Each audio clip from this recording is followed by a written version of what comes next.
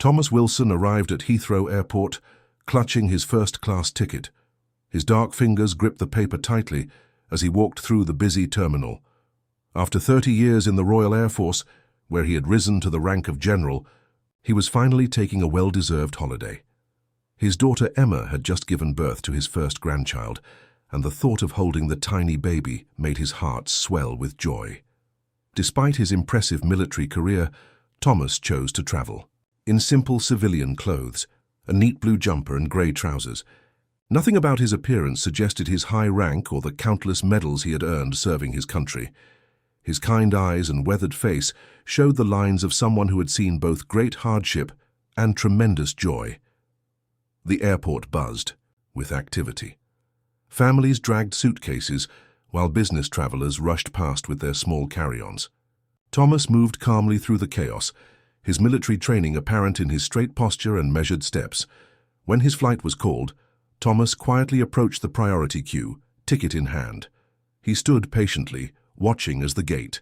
Agents checked documents and directed passengers. Behind him stood Oliver Blackwell, a businessman in an expensive tailored suit. Oliver frowned as he looked Thomas up and down. His lips curled slightly at the corners, forming an expression of clear disapproval. He tapped his polished shoe impatiently on the floor. "Excuse me?" Oliver said loudly, his voice carrying so that nearby passengers turned to look. "This line is for first-class passengers only." Several people glanced over, curious about the disturbance. Thomas felt their eyes on him but maintained his dignity. He had faced far worse than this in his lifetime. "Yes, I'm aware," Thomas replied with a polite smile. "I have a first-class ticket." Oliver's eyebrows rose dramatically, disappearing beneath his perfectly styled hair. "Really? There must be some mistake. Perhaps you misread your ticket. The economy boarding is over there." He pointed to another line across the terminal. Thomas didn't argue. He simply withdrew his ticket and held it up. "First class, seat 2A, he said calmly. Oliver's face flushed red. He looked around, seeking support from other passengers, but found none. Most looked away, embarrassed by his behavior. A few shook their heads disapprovingly. Not willing to back down, Oliver called over a flight attendant named Lucy. She was young, probably in her early 20s, with a kind face and professional demeanor. "Excuse me, miss," Oliver said with a dismissive wave toward Thomas. "This gentleman seems confused about where he should be queuing. Could you please direct him to the correct line?" Lucy approached with a friendly smile. "How can I help?" Thomas handed her his ticket without comment. Lucy checked it and nodded immediately. "Sir, you're absolutely in the right place. Please proceed with boarding." Oliver's mouth opened and closed like a fish out of water. He hadn't expected this outcome. "Are you sure?" he pressed. "First class is quite expensive, you know." Lucy's professional smile tightened. "Yes, sir, I'm quite sure.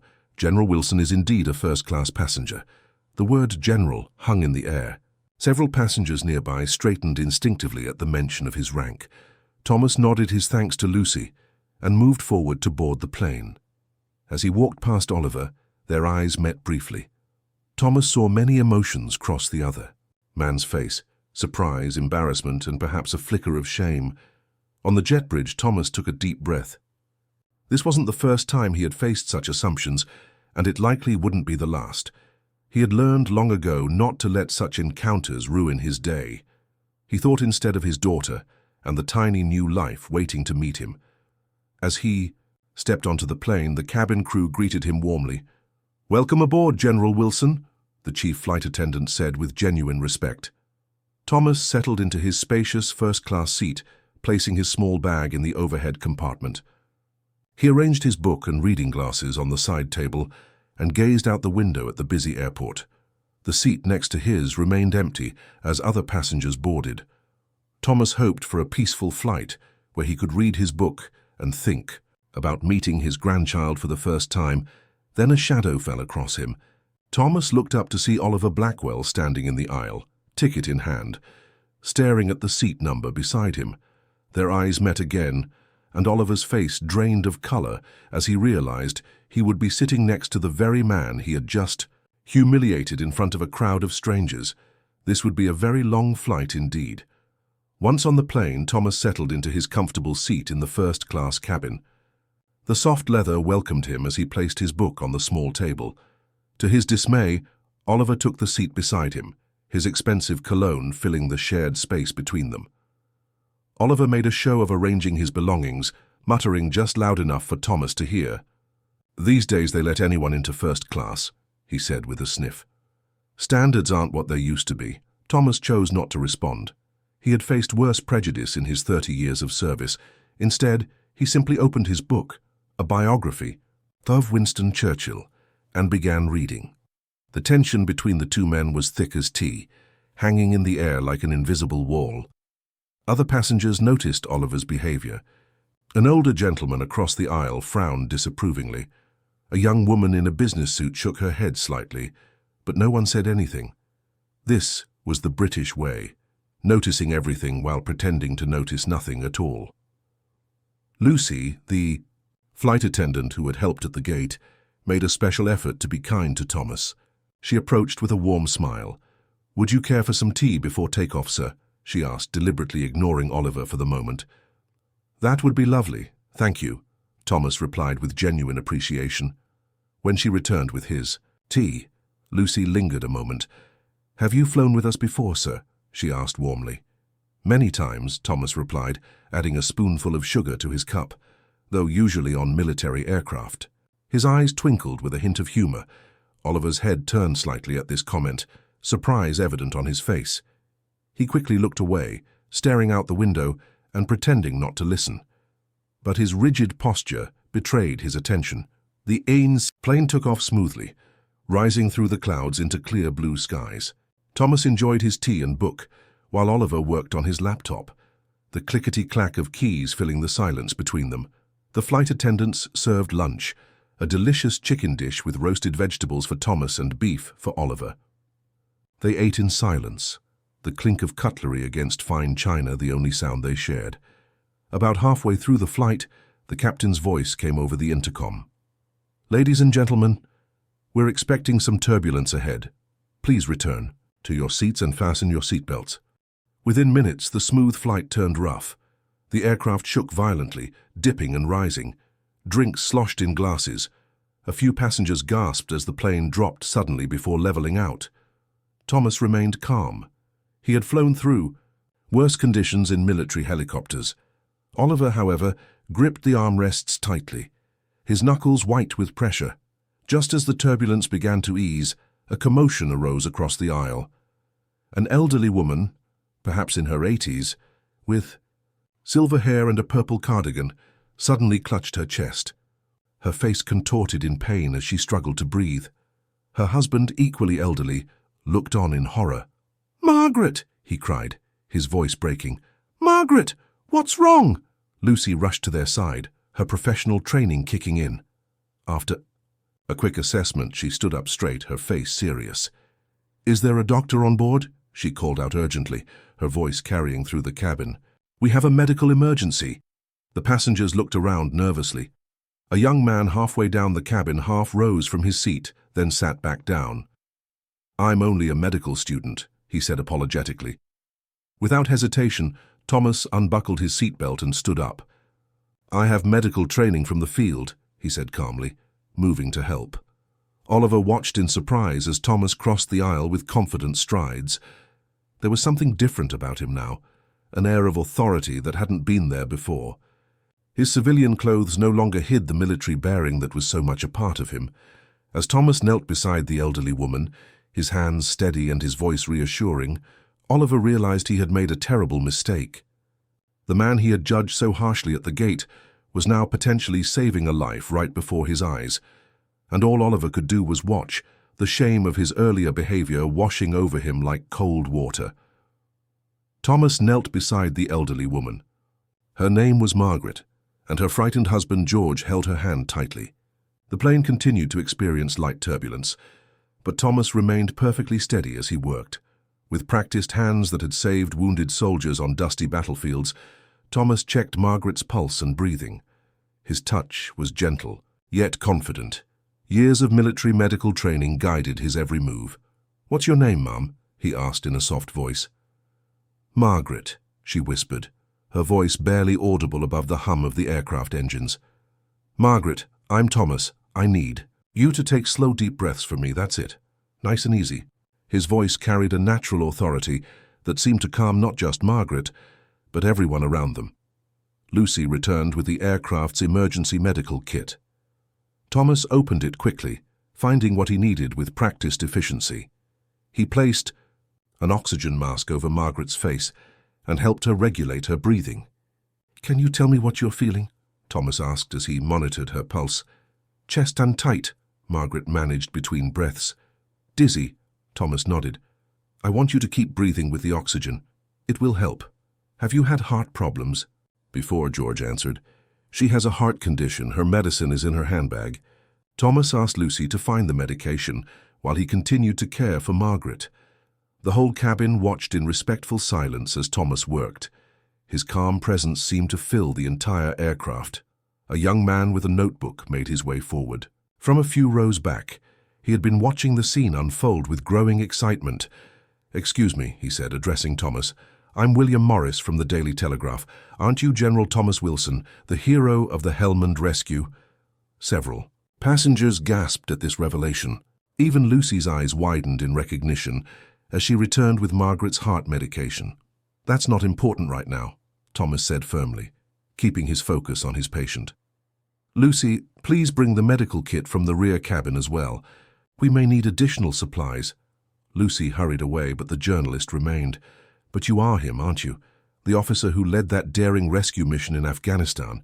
You saved 43 soldiers when their convoy was ambushed." Thomas ignored the questions, continuing to minister to Margaret.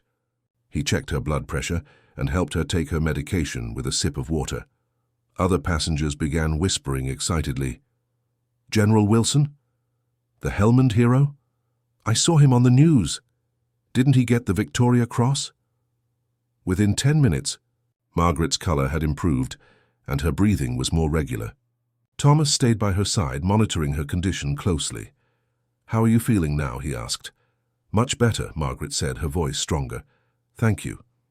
"You should see a doctor as soon as we land," Thomas advised. "This might have been a minor episode, but it's best to be safe." As Margaret continued to recover, Thomas finally stood up. The entire cabin broke into spontaneous applause. Some passengers even rose to their feet in respect. William Morris furiously took notes and snapped photos with his phone. "General Wilson, could I have a word about your heroic actions today?" "These weren't heroic actions," Thomas replied modestly. "Just basic medical assistance. Now, if you'll excuse me, I need to return to my seat." As Thomas made his way back, across the aisle, passengers reached out to shake his hand or pat his shoulder. He acknowledged them with quiet nods, but didn't linger in the spotlight. Meanwhile, Oliver sat frozen in his seat, his face pale with shock and shame. The man he had treated so poorly at the boarding gate, the man he had assumed didn't belong in first class, was not only a general but a national hero. General Thomas Wilson was known throughout Britain for saving dozens of lives in the Helmand province. His face had been on the front pages of newspapers. His courage had been celebrated in Parliament, and Oliver had treated him like an intruder.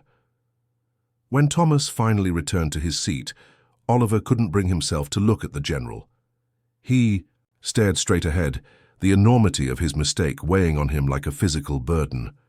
Thomas buckled his seatbelt and took a sip of his now cold tea. He said nothing about what had just happened, nor did he mention Oliver's earlier behavior. He simply picked up his book and continued reading, as if nothing extraordinary had occurred. The rest of the flight passed in silence between them. When Thomas returned to his seat, Oliver couldn't look at him. The cabin had settled back to normal, but everything had changed between them. The air felt heavy with unspoken words. Thomas picked up his book again, while Oliver pretended to be deeply interested in the safety card from the seat pocket. Margaret was now resting comfortably across the aisle. Her husband George held her hand and occasionally glanced gratefully in Thomas's direction. The journalist, William Morris, had returned to his seat, but kept looking forward, clearly hoping for a chance to speak with the general. Lucy brought Thomas a fresh cup of tea. "Thank you again for your help, General Wilson," she said warmly. "The captain wanted me to extend his personal thanks as well." Thomas nodded politely. "Just glad I could assist." After Lucy left, Oliver and Thomas sat in uncomfortable silence. The minutes ticked by slowly. Oliver shifted in his seat several times, opened his mouth to speak, then closed it again. Finally, after what seemed like ages, Oliver spoke in a strained voice. "I work for Barnett Defense Systems." Thomas looked up from his book. "Is that so?" "Yes," Oliver continued, his voice gaining a bit of strength. "We make communication equipment, among other things." Thomas nodded. "I know the company well. Your firm supplies equipment to my division." He closed his book, keeping his finger between the pages to mark his place. "The radio sets performed admirably during our last deployment." Oliver's face showed surprise. "You use our equipment?" "Every day," Thomas confirmed. "They've saved lives." Oliver looked down at his hands. His expensive watch glinted in the cabin light. "I'm sorry," he said, his voice barely above a whisper. "The way I behaved was unacceptable." Thomas studied Oliver's face. The man looked genuinely ashamed. "May I ask why you treated me that way?" Oliver stared at his hands. They were smooth, unlike Thomas's, which bore the marks of a life of service. "I was raised in a home where people who looked different were considered less worthy. My father was strict about his views." He paused, swallowing hard. "I've never really challenged those beliefs, even though deep down I suspected they were wrong." "It takes courage to admit that," Thomas said gently. Oliver shook his head. "No, what you did took courage, saving lives in war, helping that woman just now." He finally looked directly at Thomas. "Showing me kindness, even after how I treated you." Thomas put his book aside completely. "We all have our battles to fight, Mr. Blackwell. Some are on foreign soil, others are much closer to home." "Oliver, please," he said. Thomas, the general, offered in return. A moment of understanding passed between them. The wall that had separated them began to crumble. "Do you have family waiting for you?" Oliver asked. Thomas smiled, reaching for his wallet.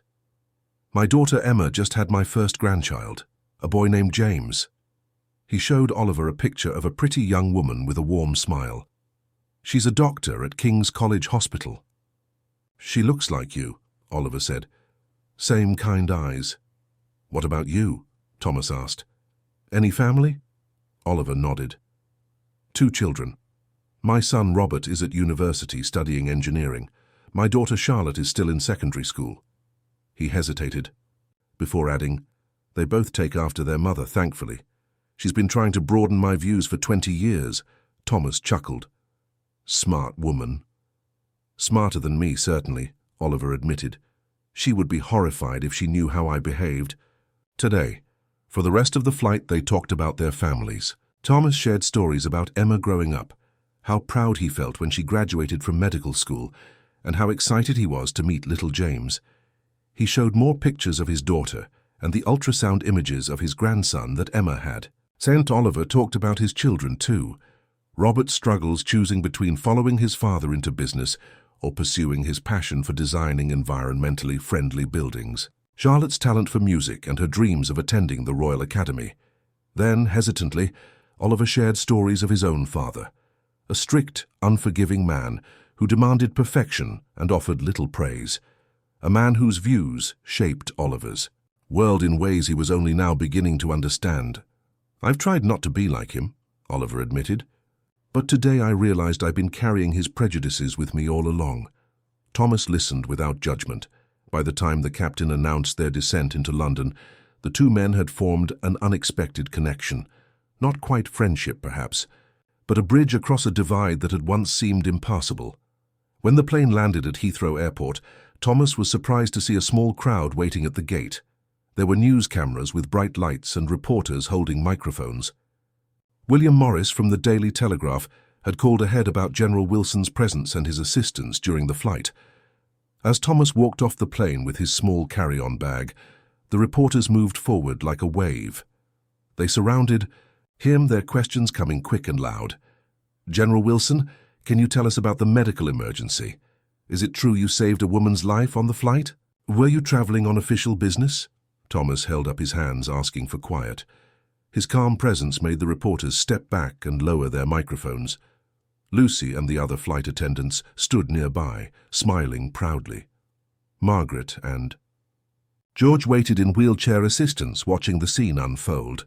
"There's no need for all this," Thomas said in his deep, gentle voice. "I only provided basic medical help to a fellow passenger. Any person with training would have done the same." "But you're the hero of Helmand," one reporter called out. "First saving soldiers in Afghanistan, and now saving lives in the sky." Thomas shook his head. "The real story isn't what happened today," he said. "It's about how we judge each other by appearances rather than character." The reporters looked confused. They had come for a simple hero story, but Thomas was giving them something different. Just then, Oliver stepped forward. He had been standing quietly at the edge of the crowd, watching. Now he moved to stand beside Thomas. "I'm the story," he admitted to the stunned reporters. "I treated this man poorly because of how he looked. I was wrong and I'm deeply sorry." The cameras turned to Oliver. Flashbulbs popped. Reporters scribbled notes quickly. "Could you explain what happened?" asked a woman from the BBC. Oliver took a deep breath. "When I saw General Wilson at the boarding gate, I assumed he didn't belong in first class because of the color of his skin. I questioned his right to be there. I was rude and disrespectful." A murmur went through the small crowd. "And then," the BBC reporter prompted, "and then I watched him save a woman's life with skill and compassion. I learned that he's a decorated war hero who has served our country for 30 years.